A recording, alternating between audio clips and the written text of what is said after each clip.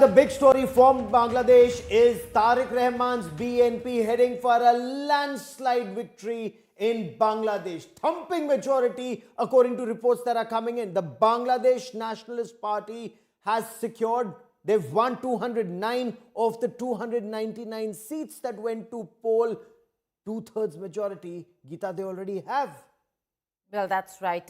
Huge. This is huge because it is after years that we're looking at a return of the BNP. It was the fifth term of Prime Minister Sheikh Hasina when she was ousted. Tariq Rahman, son of former Prime Minister Khaleda Zia, returned from exile after 17 years and is now being hailed for his party's performance. He's now the front runner to become the next Prime Minister. Rahman managed to win from both Dhaka 17 and Bogra 6 seats he contested. Meanwhile, the Bangladesh's Islamist Jamaat-e-Islami Party, Sheikh Rahman, the leader, has said his party will not engage in politics of opposition but pursue positive politics. That said, Gaurav, it just seems like at this point in time, they're already alleging delays in announcement of results. Certainly, it is not a result that is palatable for the Jamaat-e-Islami.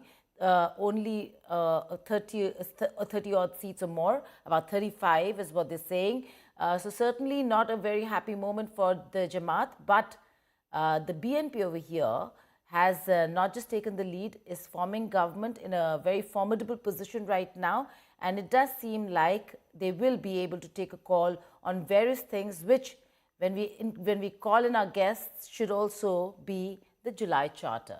You know, the Gen Z party that tied up with the Jamaat-e-Islami, they too haven't done well, apparently leading in 2 of the 30 seats that they contested. 5 is where they're likely to be. Shubir Bhomik, once again, what do you make of this massive Gen Z revolution? Many feared that the Islamists would be taking center stage. The manner in which, after Sheikh Hasina's ouster, Hindus and other minorities were targeted. Radical Islamists were taking center stage. The Hizb ut-Tahrir or the Taliban elements within the country. Lashkar-e-Taiba and Jaish-e-Mohammed making inroads from Pakistan. But it seems both Gen Z and women voters, the first-time voters, say nothing. They don't want these radical elements at the center stage. Shubir Bhomik.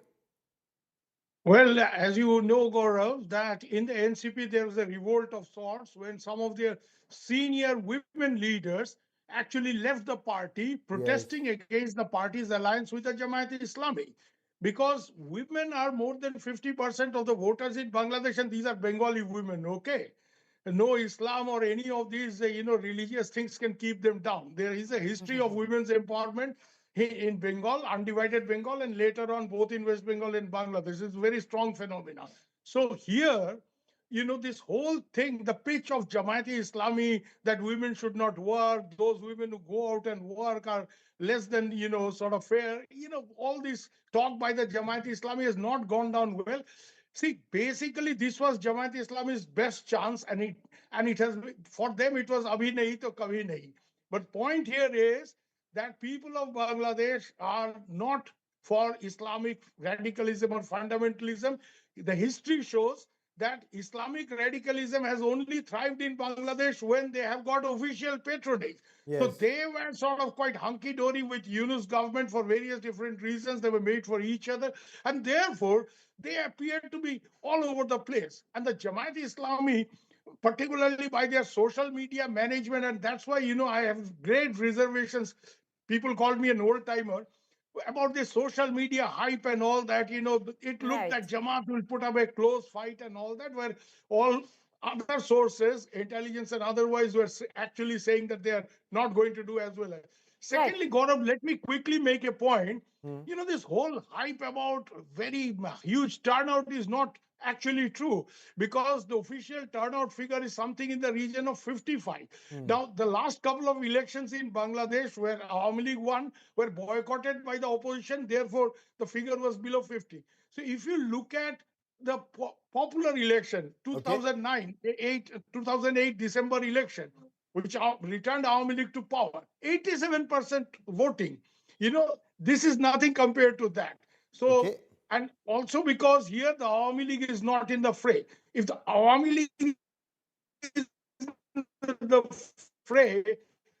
Sir, give us a moment as we Are reestablish our feeling audio-video link with you. Jyoti Rahman is a political and economic expert, joins us from Melbourne. How do you look at the results right now, the trends that are coming in, and this landslide win for Tariq Rahman and, of course, for the BNP?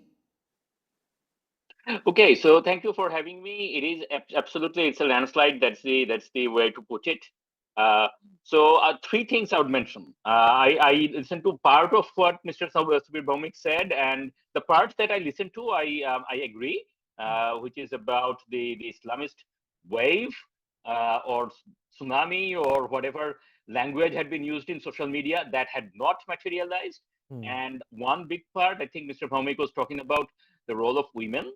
I agree with that bit, that there was a strong pushback or strong reservation about potential for Jamaat and what that means for female employment, what does that means for female participation in the in open society. Yep. So those kind of things, absolutely agree with Mr. Bhaumik. So that's point number one.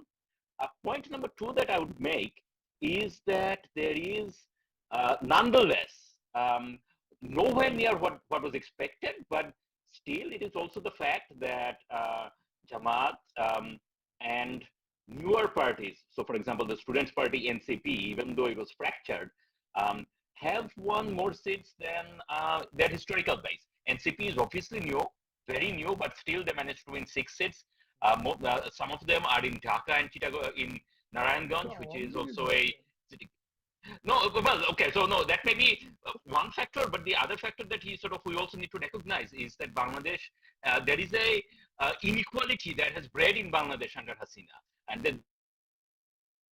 Interesting point. Geeta, I think we'll just wait for that audio We'll try link. to get that connection sorted out, Gaurav. But I'd like to take a question to with Ambassador Dayal. Ambassador Dayal, if I could come to you. We're looking at a not so massive turnout according to Subir Bhaumik, but nonetheless, even if it is about 55%, women have played a very important role over here. But with the centrist party, with BNP back in power, with Awami League banned, things do not look hunky-dory for India when it comes to India's neighborhood policy. How do you see that really pan out?